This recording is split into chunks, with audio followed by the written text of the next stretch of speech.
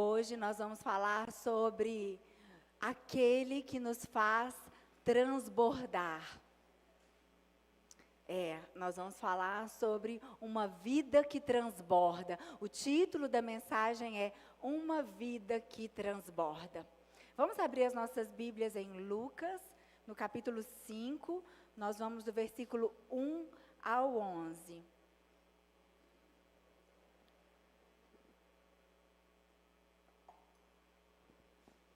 Certo dia, Jesus estava perto do lago de Genezaré e uma multidão o comprimia de todos os lados para ouvir a palavra de Deus. Viu à beira do lago 2 barcos deixados ali pelos pescadores que estavam lavando suas redes. Entrou num dos barcos, o que pertencia a Simão, e pediu-lhe que o afastasse um pouco da praia. Então sentou-se e do barco ensinava o povo. Tendo acabado de falar, disse a Simão: vá para onde as águas são mais fundas, e a todos lancem as redes para a pesca. Simão respondeu: mestre, esforçamo-nos a noite inteira e não pegamos nada. Mas porque és tu quem está dizendo isso, eu vou lançar as redes. Quando o fizeram, pegaram tal quantidade de peixes que as redes começaram a rasgar-se. Então fizeram sinais aos seus companheiros no outro barco, para que viessem ajudá-los. E eles vieram e encheram ambos os barcos, ao ponto de começarem a afundar. Quando Simão Pedro viu isso, prostrou-se aos pés de Jesus e disse: afasta-te de mim, Senhor, porque eu sou um homem pecador. Pois ele e todos os seus companheiros estavam perplexos com a pesca que haviam feito. Como também Tiago e João, os filhos de Zebedeu, sócios de Simão. Jesus disse a Simão: não tenha medo. De agora em diante, você será pescador de homens. Então, eles arrastaram seus barcos para a praia, deixaram tudo e o seguiram. Feche seus olhos, vamos falar com o Pai. Senhor nosso Deus e Pai, nós estamos aqui, totalmente rendidos a Ti. Queremos te pedir, Senhor, fale conosco e não te cale. Fale o que cada um precisa ouvir, não o que nós queremos, mas o que precisamos. O Senhor, melhor do que qualquer outra pessoa, sabe dizer aquilo que cada um precisa ouvir. Saca-me da tua aljava, Senhor, e alcance o alvo proposto, de eternidade a eternidade, no poderoso nome de Jesus. Amém. Bom, nós acabamos de ler uma história muito conhecida da igreja, uma das mais famosas, a pesca milagrosa. Como foi que Jesus ali começou a estar chamando os seus discípulos? Foi com comandos diretivos, foi com objetividade, com firmeza, sem muitos galanteios, direto e reto. O ministério de Jesus estava crescendo. Nesse exato momento aqui, ele já estava vindo de uma jornada, um tempo na Galileia, na região da Galileia. Depois de ser expulso de Nazaré, ele foi passar um tempo em Cafarnaum. E ali, toda aquela região ali, Cafarnaum, a parte do lago de Genezaré, tudo ali foi o habitat de Jesus, o ambiente em que ele desenvolveu o seu ministério, em que ele caminhou com seus discípulos. E então nós vemos que depois de pregar por algum tempo ali, ele foi estabelecer em Cafarnaum. E nessa região havia uma multidão que o seguia. Em Cafarnaum haviam pessoas sedentas pela mensagem de Jesus, pelos sinais que ele fazia e pelas maravilhas.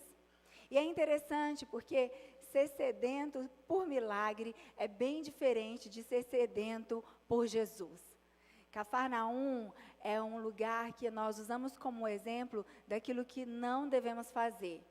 Porque ser sedento por milagre não traz transformação de vida. Não traz para Deus aquilo que Ele deseja colher em nós, frutos de arrependimento. Então, o que você precisa entender é que Cafarnaum tinha sede por milagre, e foi isso que eles viveram. O lugar que Jesus mais fez milagre foi em Cafarnaum. Talvez nós podemos achar que avivamento seja isso, muitos milagres acontecendo, muitos prodígios. Mas quando lançamos os olhos para Cafarnaum, nós vemos que não. O verdadeiro avivamento começa dentro de um homem, dentro de uma mulher. É o desejo de ser transformado, é a vontade de viver uma vida que agrada a Deus. O que aconteceu em Cafarnaum, queridos? Jesus fez milagres e foi continuar o ministério dele. E quando ele voltou, ele lançou uma palavra dura de juízo para aquele povo. Porque ele falou, poxa vida, eu passei aqui um tempo com vocês, no poder da palavra, realizei prodígios, vocês tocaram na realidade do céu na terra, e nada disso fez diferença para mudar a vida de vocês, para trazer uma transformação sólida. E eu creio que essa palavra ela é tão atual para nós, porque vivemos em dias de um evangelho tão diluído, né, queridos? Às vezes, uma mensagem tão palatável, com uma condição sempre clara de agradar o homem, de fazer as pessoas saírem satisfeitas, motivadas, empolgadas, quando que o ministério de Jesus vem para realmente transformar vidas. Porém, aqui nós vemos que não houve transformação em Cafarnaum, a prática do pecado permanecia, conduzindo aquelas pessoas a um duro juízo que Jesus proferiu. Nós visitamos aquele lugar, existem lá apenas ruínas, apenas resto de uma história que aconteceu. Nem é uma cidade, nem é um lugar habitável mais. Porque a palavra de Deus não volta vazia, ela é poderosa e viva, e nós devemos levar muito a sério aquilo que Deus fala conosco. O que é que você deseja? Essa pergunta parece simples, mas ela é tão importante. Qual é a sua sede, de fato? Porque é a sua sede que vai determinar onde você vai chegar. Talvez a sua sede seja por milagres, igual Cafarnaum. Você pode até receber seu milagre, mas o milagre passa, tudo aqui vai passar, mas apenas aqueles que têm o selo do Espírito, a vida transformada em Cristo, estes estarão por toda a eternidade com Deus. Então, pelo desejo do homem, é que você sabe onde ele vai chegar. Será que você deseja a Deus? Você deseja, quando você pensa em passar a eternidade com Deus, isso te preenche, isso te levanta da cama? Será que isso realmente muda a sua forma de ver as coisas? E se você parar para pensar numa eternidade sem Deus, isso te faz tremer as pernas, isso te faz tremer de medo, de receio, de pavor, de temor do Senhor? Você é aquilo que você ama. Você será transformado à medida que o seu amor por Deus for aumentando. O que aconteceu com Cafarnaum? Cafarnaum não aprendeu a amar Jesus. Cafarnaum tinha sede apenas por aquilo que Jesus podia fazer. Uma coisa é você buscar a Deus porque você precisa de algo. Outra, bem diferente, é você buscá-lo porque você o ama. Simplesmente porque você o ama. O que é o ser humano, queridos? O que é que nos constitui? Porque Jesus sempre, quando olhamos a Bíblia, a cada vez que ele ia fazer um milagre, que ele ia transformar uma história, ele perguntou: o que queres que eu te faça? E ele perguntava, e ele continua nos perguntando. Por que será? Ele já sabe. na onisciência dele também está a presciência. Ele conhece. Mas ele nos pergunta para que nós também venhamos a ouvir e para que, passando pelo crivo do Espírito Santo que habita em nós, a gente consiga discernir se aquilo que nós desejamos é santo, se aquilo que nós mais queremos provém de um Deus que é santo.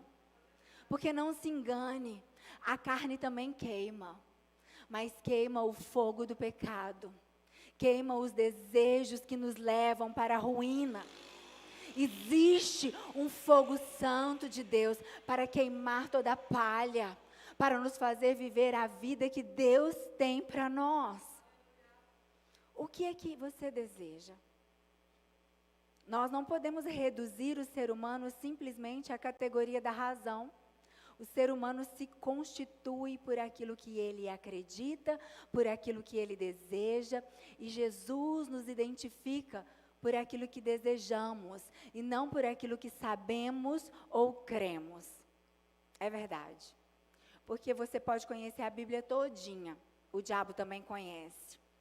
Mas a diferença vai ser se você deseja vivê-la, se você deseja aplicá-la na sua vida. O seu desejo vai te mover a cada atitude, a cada investida, nos seus planos, nos seus projetos. Você pode saber versículo de cor, mas se aquilo realmente não é o que você deseja, vai ser hipocrisia. Vai ser um sino que retine. Não vai ter amor naquilo que você faz.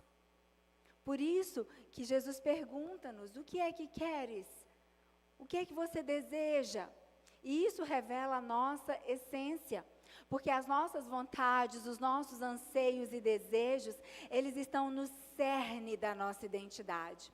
Os nossos desejos fluem e eles reverberam no que está no nosso coração. É um engano achar que o ser humano é somente o que ele pensa. A ideia, do cartesiano, que é eu penso, logo existo, é muito pouco. Você não é apenas o seu pensamento, você vai muito além disso. Jesus escolheu os seus discípulos entre homens que estavam ali trabalhando, que estavam se entregando, que estavam se desgastando. Eles se dedicavam em trabalhos árduos. E eu penso que eles estavam fazendo isso para suprir a necessidade daqueles que eles amavam. Havia um desejo neles de suprir algo sobre a vida de quem dependia deles. Ou talvez por um anseio de prosperar no negócio, de empreender. A vida corrida, o trânsito, as horas duras de trabalho, problemas que tanto nos desgastam, não nos excluem do discipulado. Jesus passou ali na primeira pesca milagrosa para chamar os discípulos ao discipulado. A segunda pesca milagrosa foi para o apostolado. Aqui nós vamos ver um ensino profundo e eterno para todo aquele que deseja ser discipulado por Jesus, que deseja estar num caminho em que Ele mesmo ensina. Na verdade, o que nos move não é o quanto nós sabemos, mas é o tanto que desejamos.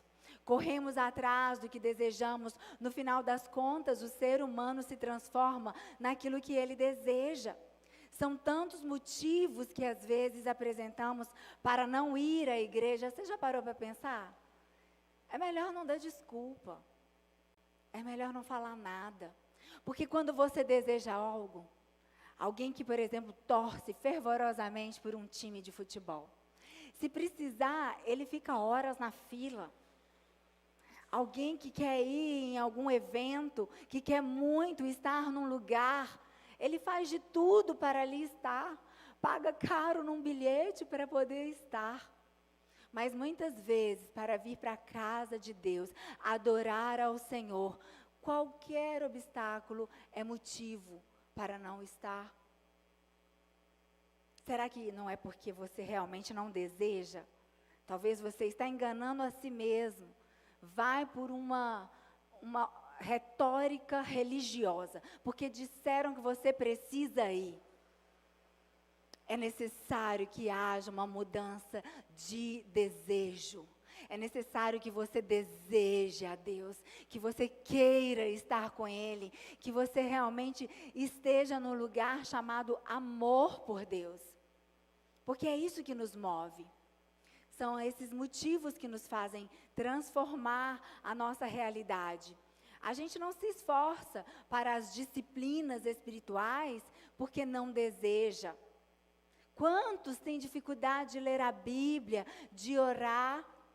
Talvez você até gostaria muito, mas você não faz isso porque não anseia, não tem sede, não tem fome. E por quê?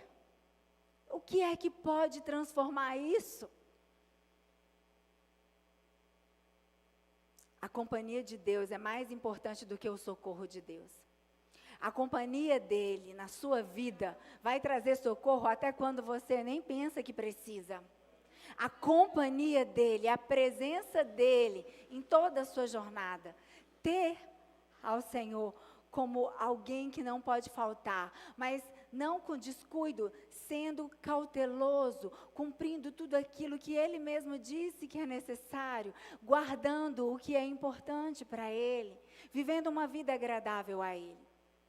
Antes de pensar alguma coisa, ou de organizar a sua vida mentalmente, você primeiro deseja. Nós somos assim, nós somos aqueles que planejam, não somos coisas pensantes, mas temos emoções, temos sentimentos, temos desejos. E Deus quer alinhar os nossos desejos. Ele quer sair da esfera do saber. Saber apenas não vai mover você. Saber que fazer algo certo é o que vai agradar a Deus, não vai te mover, mas é quando essa palavra vai para o seu coração. Quando a palavra do Senhor pula para dentro de você. O que acontece na prática é que encontramos muitas vezes uma incoerência entre aquilo que nós acreditamos com o que nós praticamos. E Deus quer acabar com essa incoerência. Ele quer alinhar todas as coisas. A gente está sempre em busca de alguma coisa, somos movidos pelo que desejamos.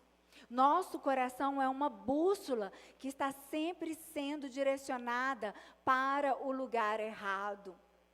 João Calvino foi quem disse que o coração do homem é uma fábrica de ídolos.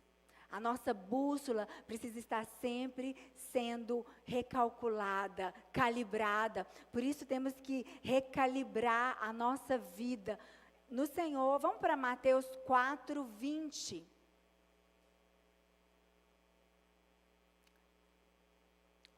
No mesmo instante, eles deixaram as suas redes e o seguiram. Foi de imediato, algo poderoso aconteceu ali. Eles tinham acabado de passar por um momento de muita prosperidade. Sabe, pensa você no seu negócio, no auge, no topo do sucesso, algo que você nunca tinha vivido antes. Exatamente neste momento, eles deixaram tudo e o seguiram. Isso só pode acontecer quando tem algo muito poderoso acontecendo no coração do homem. Isso só faz quem ama poderosamente, quem está enlouquecidamente apaixonado, que não pensa, não calcula prejuízos. Pedro e outros discípulos, eles passaram a sentir isso depois de uma experiência com Jesus. Sim, eles tiveram uma experiência profunda e eu creio que essas experiências que Deus nos concede são elas que vão nos levando a viver esse amor intenso. O que te faz amar a Deus cada vez mais e mais é conhecê-lo. Por isso o convite da palavra dele é conhecê-lo cada dia mais e mais, prosseguir em conhecê-lo, não se cansar de buscar a Deus e de conhecê-lo mais. Ele é inesgotável.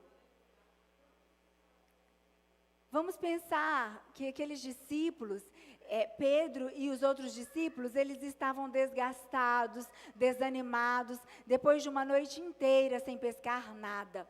Completamente frustrados, porque aquilo que eles faziam para manter suas famílias não estava dando resultado. Eles estavam no prejuízo. Sabe quando Jesus chegou ali? Jesus chegou na baixa deles.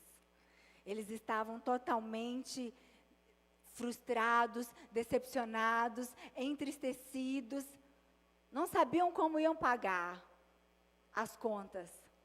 Tinha boletos para pagar, talvez o aluguel na próxima semana, não sabiam como ia pagar. A noção que nós temos aqui é de um cenário que realmente não tinha uma saída. E Jesus chega no meio dessa baixa geral, e ao invés de oferecer a solução de imediato, tipo assim, vamos fazer então prosperar? Eu vou logo te falar onde é que vai ter peixe. Eu vou encher esse barco de peixe, alegre-se, levante o ânimo. Não, Jesus não falou nada disso. Jesus falou, vou precisar do seu barco. Será que você pode chegar um pouco com ele para uma distância maior, porque eu vou pregar, eu preciso de uma acústica. Posso usar seu barco? Posso usar sua vida para fazer o que eu preciso? E eles disseram, meu Deus, eles disseram sim. Mesmo no momento de maior frustração, tristeza, desesperança, cansaço, muito cansados eles estavam. É tão importante você entender que enquanto você estiver focado no seu sonho, no seu projeto, a tendência é que haja frustração. A tendência é que você nunca vai se sentir pleno e completo. Porque os nossos desejos, eles não podem nos suprir. Apenas quando nós começamos a desejar o que vem de Deus para a nossa vida. Aí sim. Isso inclui no pacote o sair da zona de conforto e largar todas as seguranças.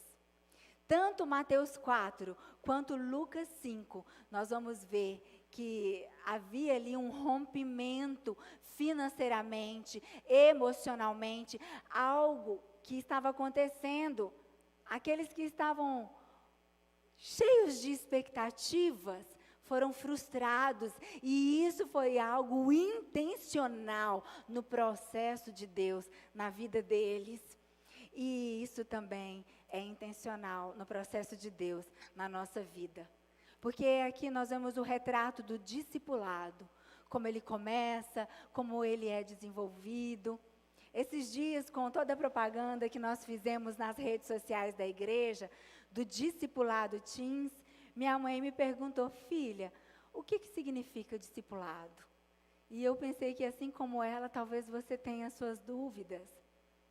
Discipulado é ser ensinado por Jesus. É aprender o que ele gosta, o que ele não gosta. É ter essa abertura, essa liberdade de fazer aquilo que ele te diz para fazer, aquilo que ele te direciona. Muitas vezes as suas frustrações são porque Jesus não está no teu barco. Muitas vezes as nossas frustrações é porque o desejo do nosso coração ainda não é plenamente por Deus. Ainda temos outros desejos, ainda desejamos essa terra, ainda desejamos tantas coisas que não estão no plano do Senhor para nós. Jesus chegou já pedindo para usar o barco, e nesta noite Ele está te perguntando, você me deixa alterar o curso daquilo que você está planejando? Eu posso entrar no seu barco e utilizá-lo para o plano que eu mesmo escrevi, de eternidade a eternidade? Ele diz, eu sei, o barco é seu. A vida foi dada a você. O livre-arbítrio não te é tirado. Mas a escolha de deixar Jesus entrar no barco, ela é sua. A escolha de deixar Ele cumprir o plano dele na sua história, é sua.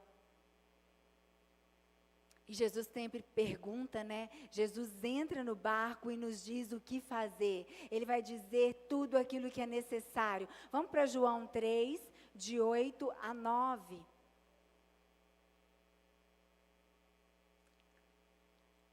O vento sopra onde quer.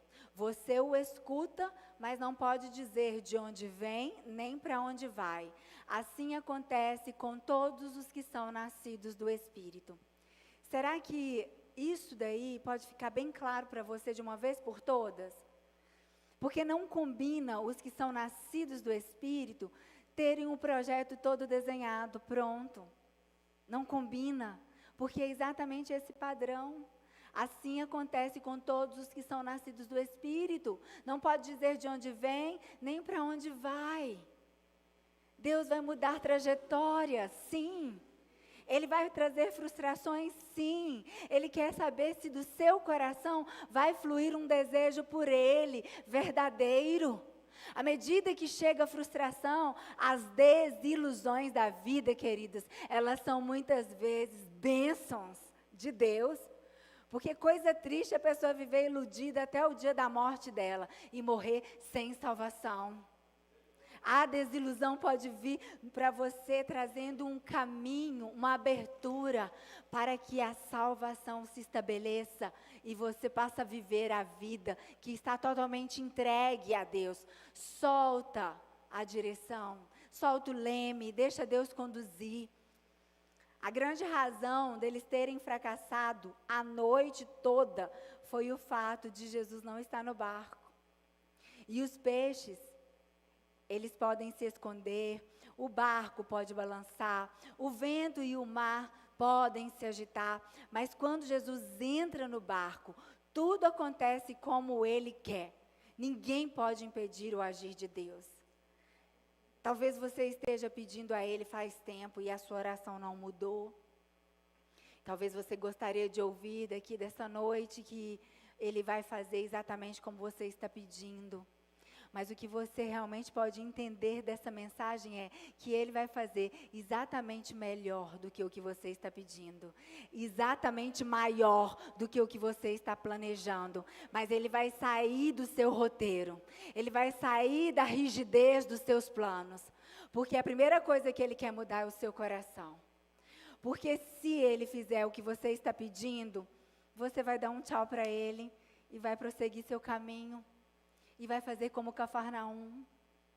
Não vai amar Jesus, não vai desejá-lo. E as experiências que Ele te faz ter, mesmo que dentro da fornalha ardente, mesmo que passando pelo vale da sombra da morte, Ele estando com você, vai gerando amor, vai gerando memórias, vai gerando apego. Você vai conhecendo a Ele profundamente e você vai dizer em todo o trajeto, eu sei em quem tenho crido e eu sei que Ele é poderoso. Porque são essas experiências que vai te fazendo ter amor por Jesus. Essa experiência da pesca milagrosa é que trouxe um amor, um apego, que eles não titubearam ao dizer, sim, nós vamos. Largaram as redes e seguiram a Cristo. Sabe, a grande razão que nossas vidas muitas vezes está trazendo peso, estamos cansados. Quantos aqui estão cansados de si mesmos? Meu Deus, estou cansado de mim, dos meus erros. Muitas vezes, esse círculo vicioso é porque o coração ainda não foi transformado.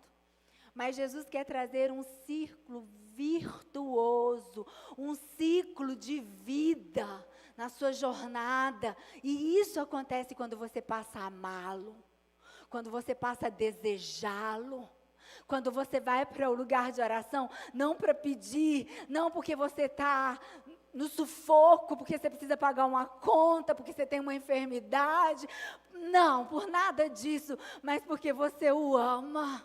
Porque você está com saudade, porque você quer ouvir a voz do seu amado. Ah, queridos, isso faz toda a diferença. Isso faz toda a diferença. Porque você olha para a vida do rei Davi, por exemplo, ele vai de pastos verdejantes ao vale da sombra da morte, e ele vai às águas tranquilas, e em todo o percurso, o coração dele estava no amor do Senhor. Você pode ir no mais alto céu, você ama o Senhor. Você pode ir no mais profundo de tristeza, de dor, de aflição. Você ama o Senhor. E isso para você é a sua força. Isso é a garantia de que você não vai morrer. De que você permanecerá. A sua vida eterna está garantida. Você está selado no Senhor que te ama. Depois de obedecer ao mestre, foi que o milagre aconteceu na vida daquele simples pescador. Pedro emprestou o seu barco para Jesus, e grande foi a sua recompensa. Sem pensar na recompensa, você está disposto a oferecer seu barco? A oração que nós fizemos aqui no início foi: Senhor, tira toda lembrança dos problemas, tira tudo aquilo que o seu povo está preocupado, porque o desejo pela recompensa sempre vem, queridos, de uma alma que ainda está aprisionada nos padrões deste mundo. Eu tenho que ser para ter, eu tenho que fazer para poder conseguir conquistar, mas numa vida transformada, há liberdade. Muitos pensam que liberdade é sinônimo de independência. É ou não é? Inclusive a nação brasileira, independência ou morte, ficou como o grito de liberdade. Que nada! O Brasil ainda não é uma nação livre, liberta, está aprisionada de acordo com tantas coisas que vemos acontecer. Ainda não existe a verdadeira liberdade, mesmo sendo uma nação com um percentual altíssimo de cristãos. O que acontece é que são cristãos não nominais, quer dizer, nominais, né? Cristãos não praticantes, cristãos nominais, tanto os evangélicos quanto católicos. O que nós precisamos entender é que Pedro emprestou o seu barco para Jesus sem pensar na recompensa. Continuou triste e fez o que Jesus o convidou a fazer. Vamos para Provérbios 4, 23. Acima de tudo, guarde o seu coração, pois dele depende toda a sua vida. O nosso coração é de onde saem todas as fontes de vida. Por que nós precisamos guardá-lo? Porque realmente nós temos um anseio dentro do nosso coração, e é esse anseio que vai fazer com que a nossa busca seja contínua. Buscamos suprir aquilo que ansiamos, mas nós precisamos buscar aquilo que é eterno. Dostoiévski foi quem disse que nós temos um vazio do tamanho de Deus. Somente Ele pode preencher essa lacuna. Pense em uma embarcação grande, mas essa embarcação, dentro dela, tem um pequeno objeto de grande importância. É a bússola que dará a direção certa ou errada para o destino dessa embarcação. Um navio, quando desembarca de um porto, ele já sai dali com um destino, com uma finalidade. E a bússola dará o norte para o navio seguir o seu trajeto. Mas para que isso aconteça, é necessário que a bússola seja constantemente calibrada. Assim é o nosso coração. Ele é facilmente desregulado, ele é enganoso.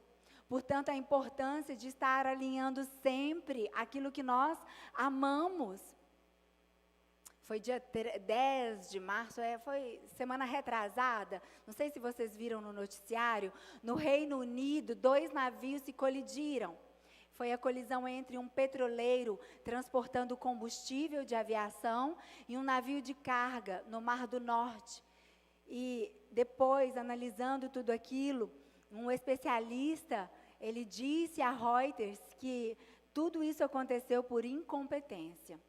Havia algo desregulado. Por que será?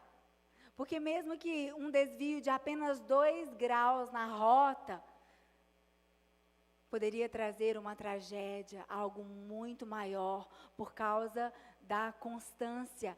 Um coração constantemente nas práticas erradas, amando as coisas erradas, sem perceber, está indo para muito longe de Deus. Ah, pastora, mas são coisinhas pequenas.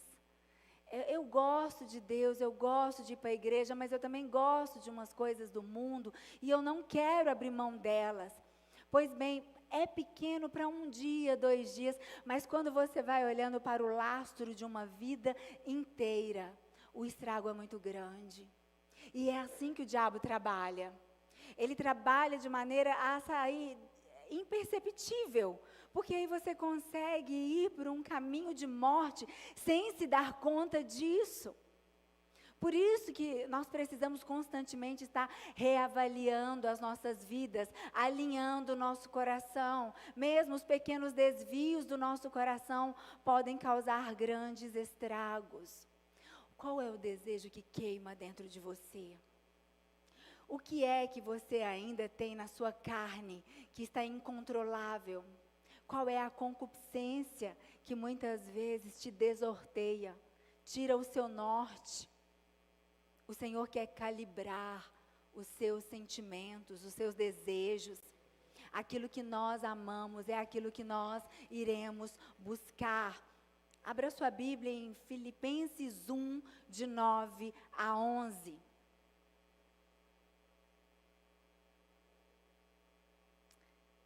Esta é a minha oração, que o amor de vocês aumente cada vez mais em conhecimento e em toda a percepção, para discernirem o que é melhor, a fim de serem puros e irrepreensíveis até o dia de Cristo, cheios do fruto da justiça, fruto que vem por meio de Jesus Cristo, para a glória e o louvor de Deus.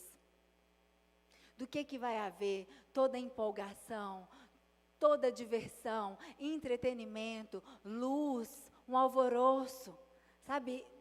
Se tudo isso não reverberar num amor profundo por Deus, para quê? Para que chegar num lugar e sair assim, entusiasmado, pronto para conquistar o mundo, mas o seu coração não ama a Deus? Você não é capaz de abandonar nada por amar a Deus. Você não é capaz de dizer não para si mesmo, para agradar a Deus. Do que é que vai valer? Esse evangelho diluído está levando muitas pessoas para bem longe de Cristo. A consistência da palavra envolve amor, e o amor envolve sim os nossos sentimentos. Mas também requer firmeza, justiça. O amor acontece na prática de uma vida. Aqueles homens, eles estavam lavando suas redes de pesca, depois de uma noite frustrante de trabalho e nenhuma pesca.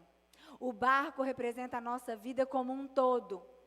Quem conduz a sua vida? Quem governa a sua vida de fato? Quem dirige as suas práticas, as suas decisões? Hoje é o primeiro dia da semana. Glória a Deus que você está aqui na casa do Pai. Como é que fala aquele pastor? Paulo Borges. Uma semana de primeira não começa na segunda. Sua semana começa aqui, calibrando o seu coração, adorando a Deus, dizendo a Ele: eis-me aqui, Senhor, usa meu barco, usa minha vida, que eu possa ser um luzeiro por onde eu passar, que eu fale do Teu amor durante essa semana. As pessoas estão precisando ouvir do amor de Jesus, as pessoas estão precisando conhecer outras que amam a Deus de verdade, porque pessoas que amam a Deus de verdade carregam dentro de si um fogo abrasador que levanta até mesmo os mortos de dentro da sepultura, que cura enfermos, que traz ânimo para aqueles que estão desistindo da própria vida. Aqueles homens, eles estavam ali totalmente desanimados. E aí nós vemos que a condução de Jesus ali Quando Jesus fala que quer usar o barco deles, ele realmente sabia o que estava fazendo. Jesus sabia aonde estava conduzindo aqueles discípulos. Depois de uma longa noite de trabalho, peixe que era bom, não tinham pescado. E depois disso, Jesus assentou-se no barco de Pedro e ensinou uma multidão. Será que a sua vida tem sido usada pelo Espírito de Deus para ensinar sobre Deus? Para ensinar as coisas do céu? Para ensinar os princípios da palavra? Você ensina para os seus filhos? Ou não tem tempo? Ou o que você deseja realmente não passa pelo crivo da palavra?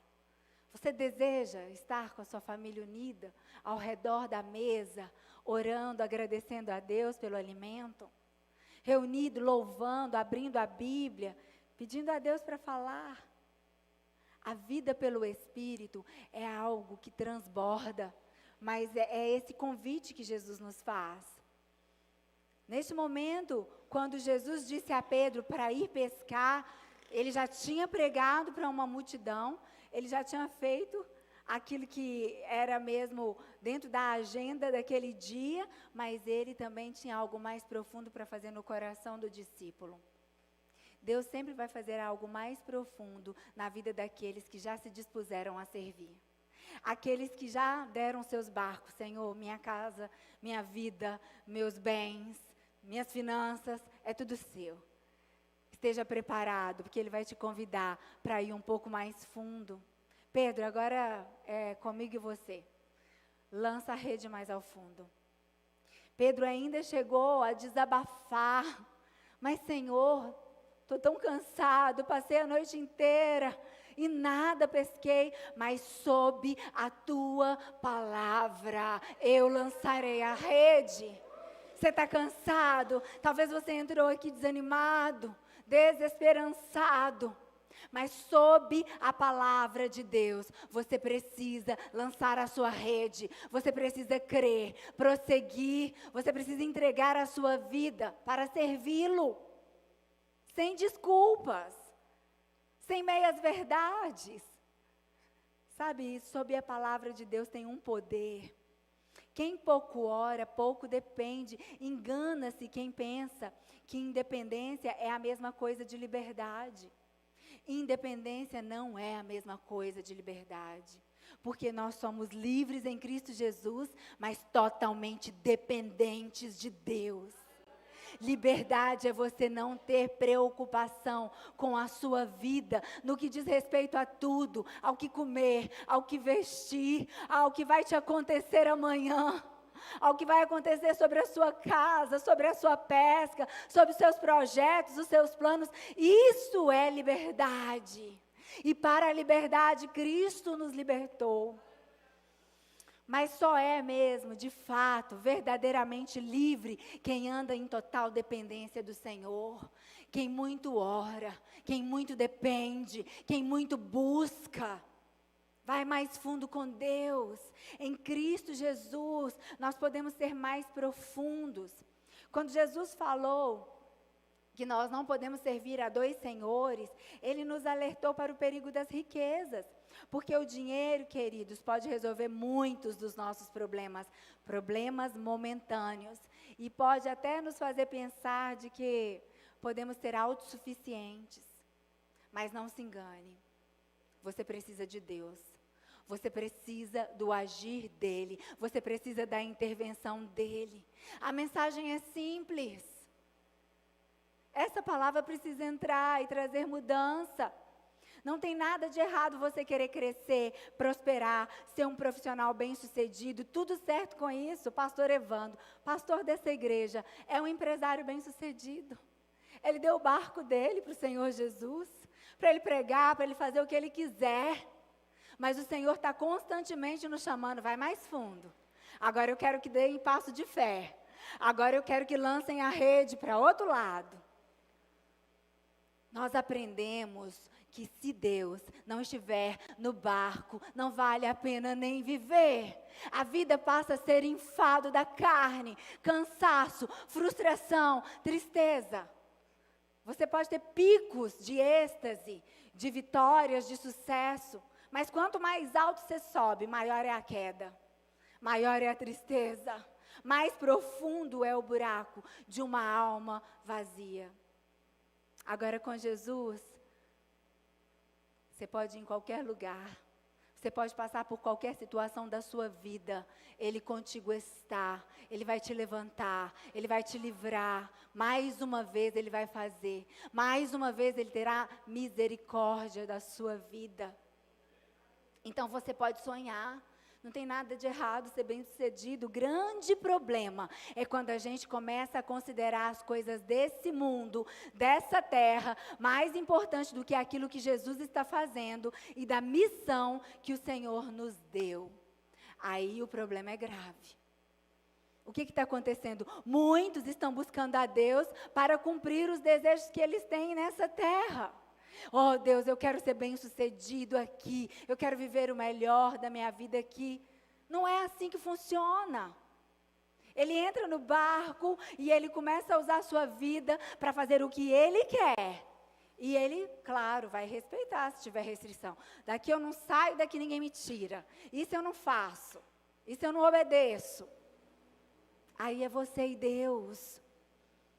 Já prestou atenção que até as plantas e os animais têm seus sistemas de defesa neste mundo? É o ferrão de uma abelha, é o xixi do sapo, é o veneno de uma planta, de uma erva venenosa, os espinhos de um porco. Penso que não devia ser assim no Éden. Eu imagino que no Éden os animais não tinham nada disso. Não precisava ter defesa. Assim somos nós. A nova criatura, o novo homem, ele não é aquele cheio de defesas. Quem nos defende, o nosso defensor é o Senhor. Nós nos lançamos sem garantias. Nós acreditamos na direção, no Deus que nos deu a vida. Obviamente que a gente precisa estar atento que o mundo é mau. Né? Precisamos ter a direção do Espírito que nos alerta sobre os perigos. Mas obedecer, queridos, é uma atitude de amor. A maneira como nós calibramos o nosso coração ao de Deus é através da nossa busca contínua. Se você quer viver o chamado de Deus para a sua vida, pode ter certeza que no pacote está uma zona de desconforto. Se você falar para mim que não tem desconforto no que Deus está te chamando, que não vai ter nada que vai mudar na sua rotina, naquilo que está tudo certinho, eu vou te falar para orar mais. Porque, olha, para o chamado deles, na hora que eles estavam confortáveis, não seria mais fácil na nossa mente que Jesus chegasse na hora da baixa, um moral baixo, sem dinheiro para pagar a conta, vivendo mesmo naquele cenário terrível, e Jesus falasse: agora, me deixa entrar no seu barco que eu vou mudar a situação e vocês vão ser meu discípulo, ok? Não foi nessa hora que Jesus chamou. Jesus entrou, transformou, fez o milagre e depois viu se eles estavam dispostos a abrir mão, porque amor que é de verdade abre mão. E posso te dizer uma coisa?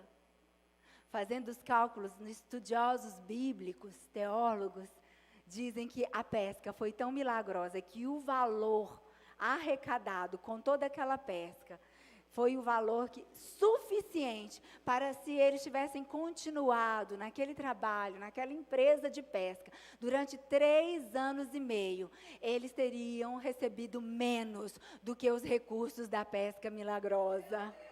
E isso nos diz que Deus sempre irá trazer provisão muito além do que precisamos. Só que o nosso alvo, o nosso objetivo não é esse. O nosso objetivo é aprender a amar ao Senhor. Vamos para Lucas 5, de 8 a 9, estamos finalizando a mensagem. Redobre a sua atenção.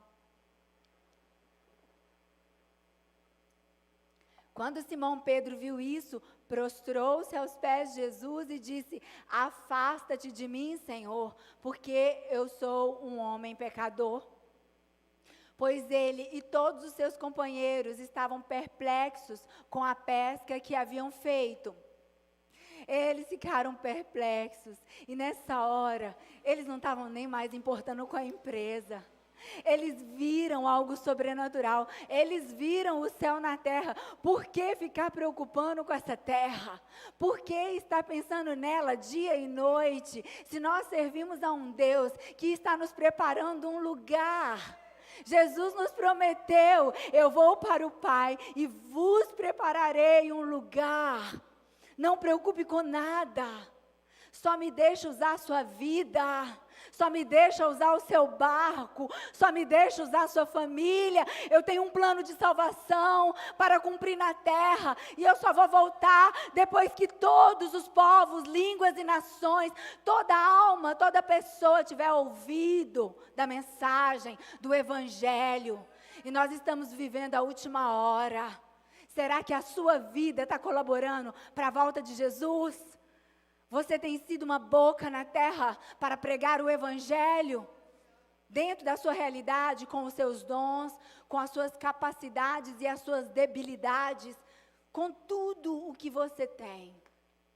Porque é tudo isso que Ele te pede. Aliás, é só isso que Ele te pede. Tudo mais Ele fará. Eles se prostraram. Jesus nunca vai começar um chamado, um ministério, um propósito, queridos, pelas estruturas terrenas. Vai começar no mundo espiritual. Ele vai mexer nas suas entranhas primeiro. Ele vai providenciar que a entrega seja completa. Tem que ser de todo o coração, com todo o vosso entendimento, com todas as suas forças, de toda a sua alma. Amém? A rede tipifica as relações humanas. Para finalizarmos, Mateus 13, 47 a 49.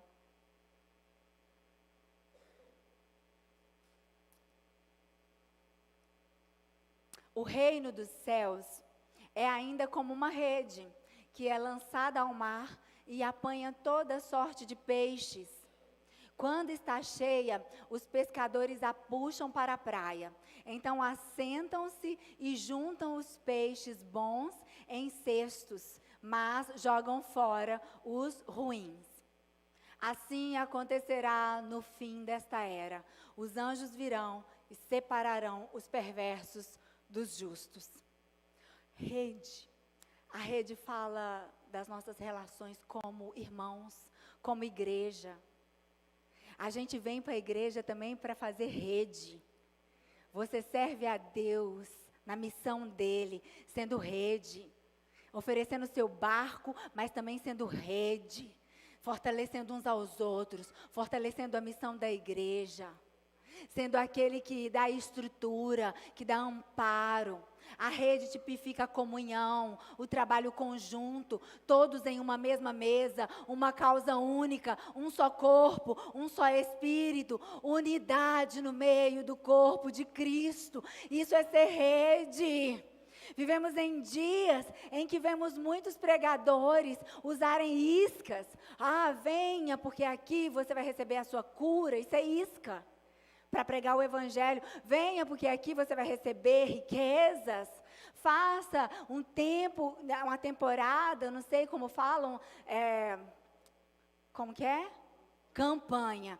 Vem fazer uma campanha dos 7 elos. E não sei mais o que.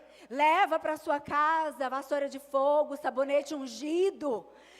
Barganha, isca. Jesus não pesca com isca, queridos. Ele pesca com rede, com uma igreja que se ama, com um povo que é unido. Você não precisa de isca. O isca quem lança é o inimigo.